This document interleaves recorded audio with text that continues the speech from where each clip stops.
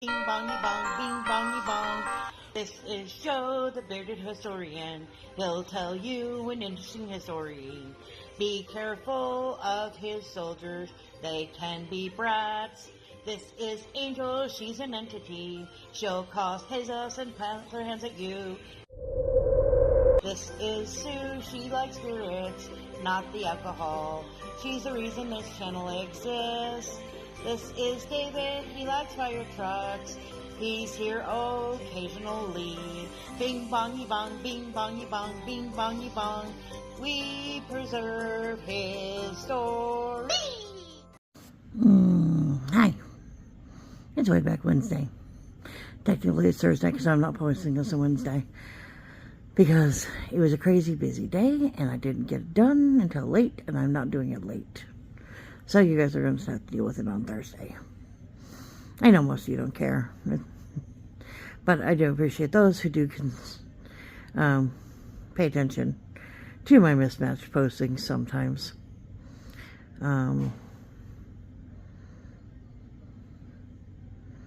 Thoughts. I had one and now it's gone. Anyway, I decided, since it's been very, very warm everywhere, we're going to do a cool race, and it kind of matches up with today's topic. We're going to do snowmen, because it was snowmen or penguins. And we did penguins, so we're going to do snowmen. Are you ready? Here you go. Shout out time. Here's a shout out just for you.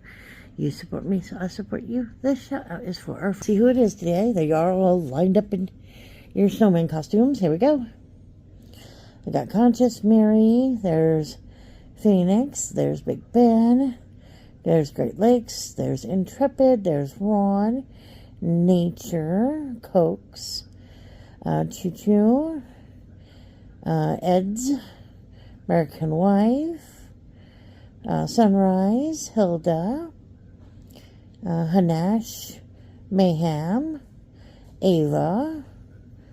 Let's see, Matthew, A-Space, Hillbillies, Eddie, Jerry, Jen, yeah, that's Jennifer, Skull, Pete, Jason,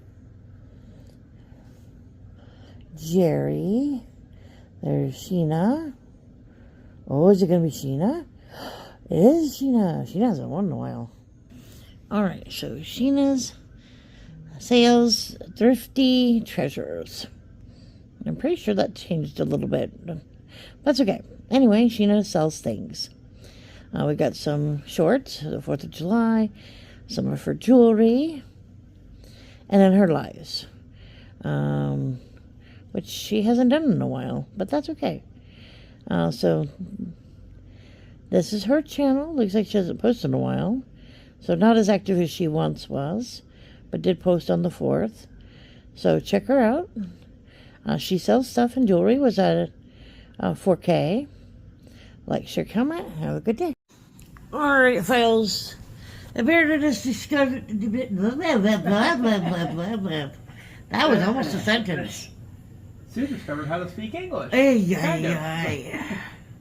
A bearded historian is going to tell you something very, very interesting. It is very beneficial. Yes. And it does not exist everywhere. No. I've heard it does not exist in the UK. I am sorry for you folks in the UK. All of Europe is suffering right now. I know! How crazy. Would you like to buy some from America? We'll ship it overseas. Might take a while, though. Okay. Alright, tell them what you're going to tell them, and maybe they'll pay attention. Well, air conditioning. What? This No. wonderful invention, also known as the AC in the US or aircon in the UK. It's a process of removing heat from an enclosed space to achieve a more comfortable indoor temperature and, in some cases, controlling the humidity of internal air. Air conditioning can be achieved using a mechanical air conditioner or through other methods like passive cooling or ventilative cooling. And air conditioning is a member of the family of systems and techniques that provide heating, ventilation, and air conditioning. They do have heat pumps, which is a similar way to air conditioners, but use a reversing valve, allowing it to both heat and cool an enclosed space. In hot weather, like right now, And air conditioning can prevent heat stroke, dehydration due to excessive sweating, electrolyte imbalance, kidney failure, and other issues due to hyperthermia. An estimated 190,000 heat-related deaths are averted annually owing to air conditioning. Air conditioners increase productivity in hot climates, and historians rank air conditioning as a key factor that shaped post-war metropolitan growth alongside highways, automobiles, shopping malls, and suburban housing. As of 2022, air conditioning used about 7% of global electricity and emitted 3% of greenhouse gas. Now, air conditioners, which typically use vapor compression refrigeration, range in size from small units used in vehicles or single rooms to massive units that can cool large buildings. Our apartment here has central air, which we love. It's wonderful. We actually were in an apartment where you got to suffer on the third floor because that thing drips so badly. It was the dripping and the fact that, we tried with mini room fans, we tried AC units, we tried water units. It was so. Well, not only did you have the heat rising from the 2 floors below you, right, but then the sun shining down. It was a metaphysical nightmare. So I don't know how people can tolerate it in Europe. I feel sorry for you guys.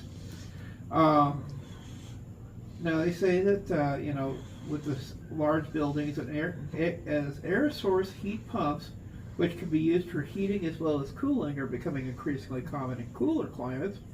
According to the International Energy Agency, 1.6 billion air conditioning units were used globally in 2016. The United Nations has called for the technology to be made more sustainable to mitigate climate change and for the use of alternatives such as passive cooling, evaporative cooling, selective shading, wind catchers, and thermal insulation. Now, here's where it gets kind of interesting because, again, playing back to the date of the 17th of July, air conditioning actually went all the way back to prehistory. Double-walled living quarters with a gap between the 2 walls to encourage airflow were found in the ancient city of Hamilcar in modern Syria. Ancient Egyptian buildings also used a wide variety of passive air conditioning techniques, and these became widespread from the Iberian Peninsula through North Africa, the Middle East, and northern India. Now, passive techniques remained widespread until the 20th century when they fell out of fashion and were replaced by powered air conditioning. Using information from engineering studies of traditional buildings, passive techniques are being revived and modified for 21st century architectural designs. Air conditioners allow the building's indoor environment to remain relatively constant, largely independent of changes of external weather conditions and internal heat loads. They also enable deep planned buildings to be created and have allowed people to live comfortably in the hotter parts of the world. I remember one of the clips that I actually got to see earlier last month when they were talking about the absolute worst places to live if the power ever went down. Right. And obviously, like the 2 highest on the list, Phoenix, Arizona. Right. Because if your power went out, unless you're hooked to a bicycle generator or something like that, you're gonna roast. Right. Chicago, you have, so many thousand people living in a skyscraper. Right. The windows don't open because they're either sealed or electrical. Power goes out, you're screwed.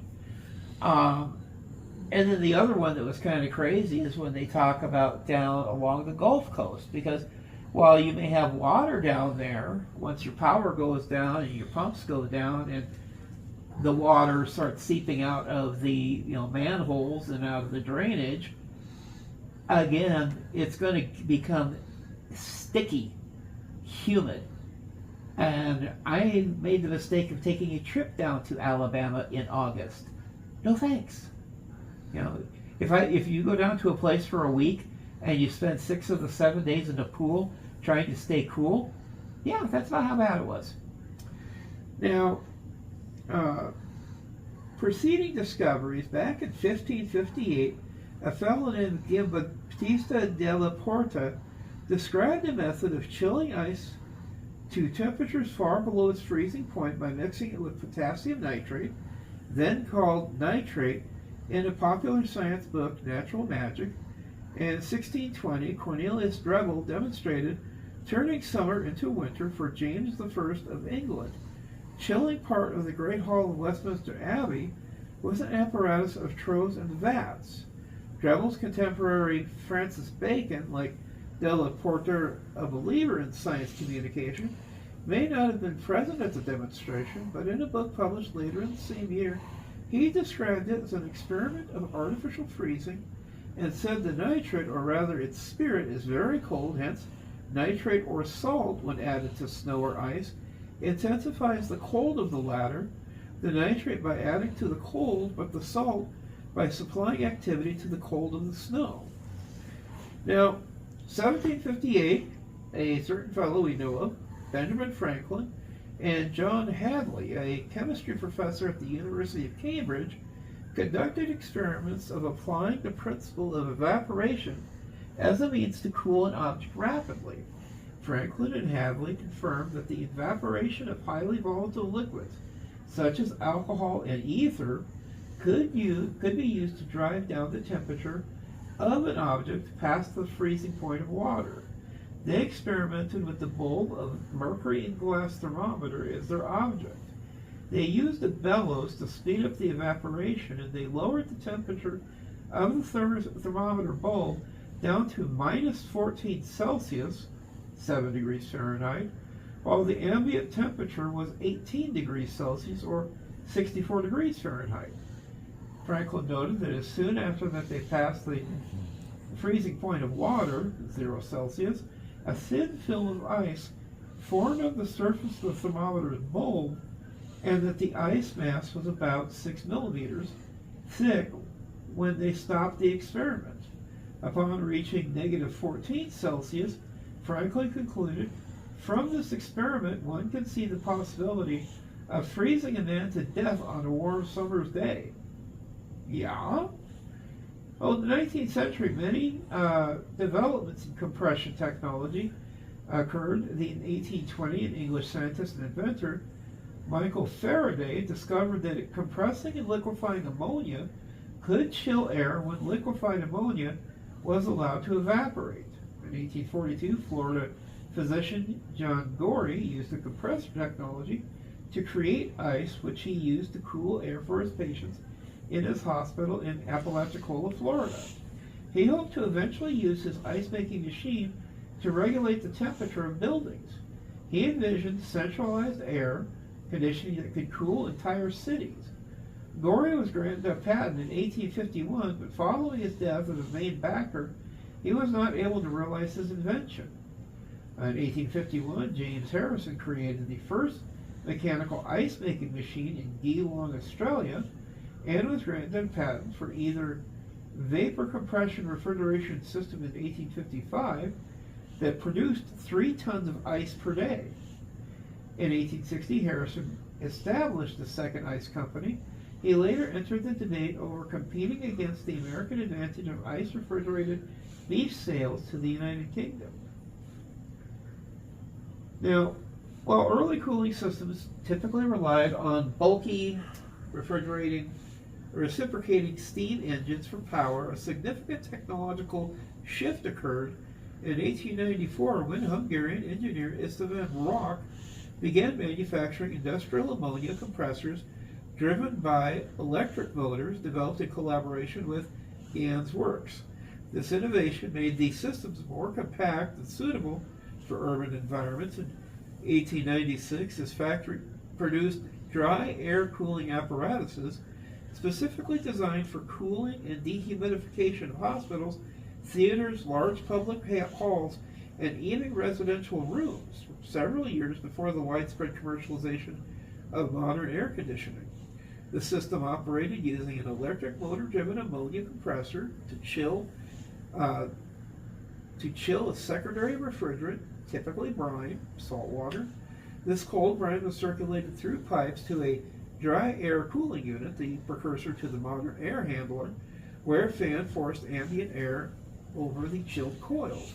This process not only lowered the temperature but also dehumidified the air by condensing moisture on cold surfaces. Now, electricity was the main development of effective units possible. In 1901, here's our buddy, American inventor Willis H. Carrier built what was considered the first modern electrical air conditioning unit. In 1902, yay! He installed his first air conditioning system in the Sackett Wilhelms Lithographic and Publishing Company in Brooklyn, New York. That's an interesting choice. Yeah. Did he work there, or why that place? Maybe they signed on to be their experiment. Oh, that would make sense. Yeah. They funded it. That would make sense. Yeah. He patented air conditioning in 1906, and by 1914, the first domestic... I was going to say, we're going backwards. We're backwards. Or residential air conditioner was installed. His invention controlled both the temperature and humidity, which helped maintain consistent paper dimensions. And how do you contain humidity? At the printing plant. They probably have like a filter or something that measures it. I imagine someplace like Louisiana, that'd be really helpful. Yeah. That you control heat, temperature, and ink alignment at the printing plant. Later, with 6 other employees, Carrier formed the Carrier Air Conditioning Company of America, a business that in 2020 employed 53,000 people and is valued at $18.6 million. Ooh. Somebody's making money big time. Still is. What? No. In 1906, Stuart W. Kramer of Charlotte, North Carolina, was exploring ways to add moisture to the air of his textile mill. Kramer coined the term air conditioning in a patent claim which he filed that year, where he suggested that air conditioning was analogous to water conditioning, then a well-known process of making textiles easier to process. He combined moisture with ventilation to condition and change the air in the factories, thus controlling the humidity that is necessary in textile plants. Willis Carrier adopted the term and incorporated it into the name of his company. Well, domestic air conditioning soon took off. In 1914, the first domestic air conditioning was installed in Minneapolis in the home of Charles Gilbert Gates. It is, however, possible that the considerable device says 2.1 meter by 1.8 meter by 6.1 meter, 7 feet by 6 feet by 20 feet, was never used and the house remained uninhabited. Gates had already died in October of 1913. Oh my. That is a big unit. That is a big unit. But I imagine kind of like computers, they started huge, yeah. And they worked their way down. Can you imagine how loud that thing was when you cranked it on? Oh. Now, 1931, H.H. Schultz and J.Q. Sherman developed what would become the most common type of individual room air conditioner, one designed to sit on a window ledge. Yeah, we've seen lots of those. Yeah, now this is what's crazy. They can guess how much they went for. A couple thousand? Yeah. In 1932, the units went between $10,000 and $50,000. Oh my. Yeah, a year later, the first air conditioning systems for cars were offered for sale, and Chrysler Motors introduced the first practical semi-portable air conditioning unit in 1935, and Packard became the first automobile manufacturer to offer air conditioning units in their cars in 1939. Interesting. Yeah. Now, innovations in the later half of the 20th century allowed more ubiquitous air conditioner use. In 1945, Robert Sherman of Lynn, Massachusetts, invented a portable in-window air conditioner that cooled, heated, humidified, dehumidified, and filtered the air. Henry Galson developed a more compact and inexpensive version of the in-window air conditioner, selling more than 43,000 units by 1947. It allowed air conditioning to be accessible by the general public. The first inverter air conditioners were released in 1980 and 81. Well, in 1954, Ned Cole, a 1939 architecture graduate from the University of Texas at Austin, developed the first experimental suburb with inbuilt air conditioning in each house. 22 homes were developed on a flat, treeless tract in northwest Austin, Texas, and the community was christened the Austin Air Conditioned Village. The residents were subjected to a year-long study of the effects of air conditioning led by nation's premier air conditioning companies, builders, and social scientists. In addition, researchers from the University of Texas Health Service and Psychology Department studied the effects on the artificially cooled humans. One of the more amusing discoveries was that each family reported being troubled with scorpions, the leading theory being that scorpions sought cool, shady places. Others reported changes in lifestyles was that mothers baked more, families ate heavier foods, and they were more apt to choose hot drinks. Now, air conditioner adoption tend to increase above around $10,000 in 2021 annual household income in warmer areas. Global gross domestic product growth explains about 85% of increased air conditioning adoption by 2050, while the remaining 15% can be explained by climate change. The urban heat island effect, which was first scientifically noted by Luke Howell in the 1810s, who described London being several degrees warmer than its rural surroundings at night. The phenomenon gained attention in the late 1960s, mainly in Japan and North America. From the late 1980s to the early 2010s, studies began to link air conditioners to the urban heat island effect. The phenomenon was observed in various cities such as Tokyo and Houston. Now, regions, in 2016, an estimated 1.6 billion air conditioning units were sold worldwide, with over half of them in China and the United States, with a total cooling capacity of 11,675 gigawatts.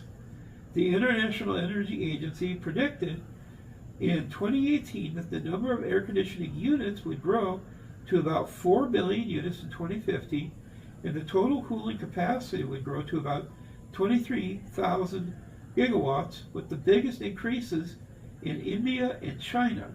Makes sense, more people.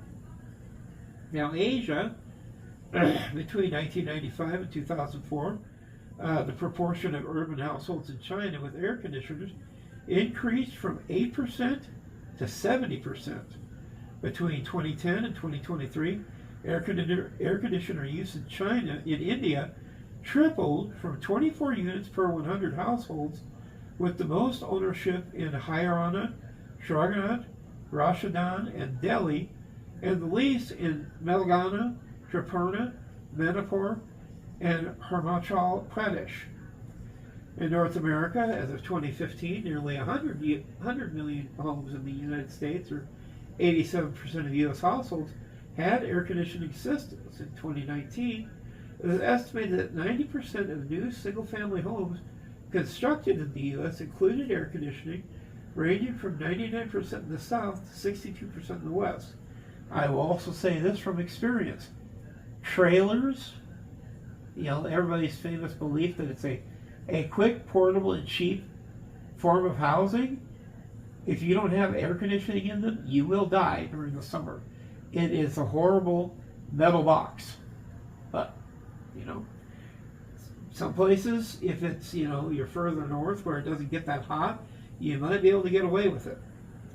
In 2025 in Europe, roughly half the homes in Italy, 40% of the homes in Spain, and 20 to 25% of the homes in France had air conditioning.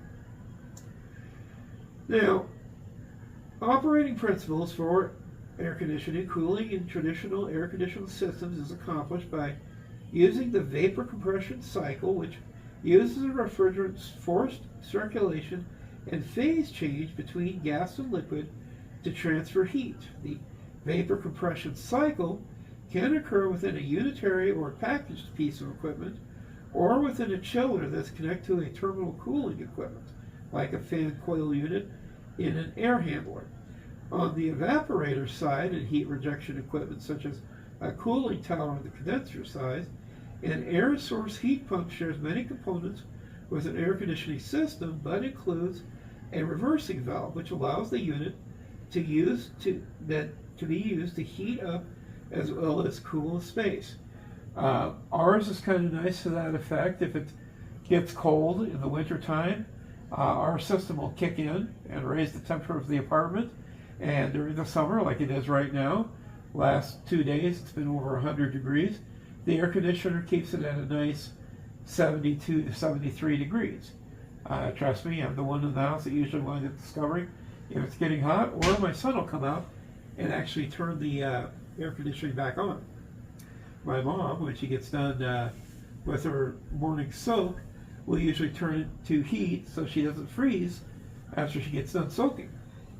Now, most air conditioning modern systems feature a dehumidification mode in which the compressor runs. At the same time, a fan is slow to reduce the evaporator temperature and condense more water. A dehumidifier uses the same refrigeration cycle, but incorporates both the evaporator and the condenser into the same air path. The air first passes over the evaporator coil, where it is cooled and then dehumidified, before passing over the condenser coil, where it is warmed again before it is released back into the room. Now, free cooling can sometimes be selected when the external air is cooler than the internal air. In this case, the compressor does not need to be used, resulting in high cooling efficiencies for these times. These may also be combined with seasonal thermal energy storage. But yeah, on this date in July, on the 17th, our buddy Carrier cracked the code in making house-friendly air conditioning systems. They're all very grateful. Yep, started it for the business industry, and also helped promote the post-war move to the suburbs and the ability to live comfortably in your residence. And, At least those of us who have. yeah, but for the folks, I hope you have a good week. We will see you next week. Or maybe. My wife doesn't lock me out of the house. I lock you up, but guess what? Your key. I know. I can get in the car and it's got air conditioning too. That too. Oh my goodness. Almost